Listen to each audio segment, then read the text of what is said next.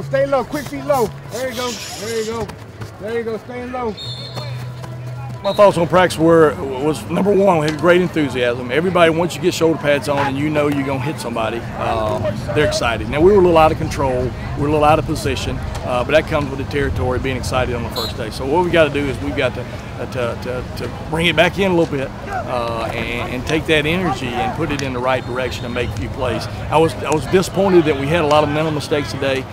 We've got to correct that for tomorrow's practice, and we will, because we've got meetings this afternoon. We got another meeting tonight with a walkthrough, and we can correct all those. So, but overall, energy level, weather. I guess the weather's the story of the day. It's unbelievable out here. I mean, I'm not sure we're in Macon, Georgia. I have to look around and pinch myself every now and then, but we certainly will take it.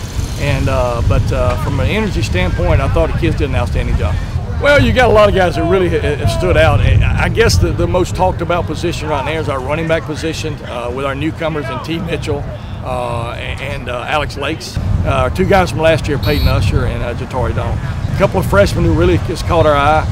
Chandler Curtis at wide receiver. Avery Ward at wide receiver has really made some. He's a really good route runner and made some strides. You know, Tanner Brumby is throwing the ball well, playing really good at the quarterback position. So there's some newcomers who really stepped up there. LaMarcus Bailey at safety.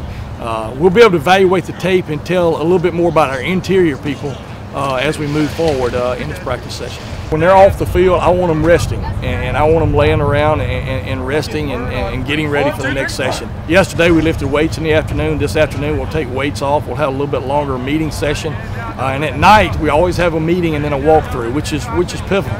Walkthroughs are a time for these young men to not expend any energy physically, but mentally they've got to be with us and they got to pay attention to what's going on.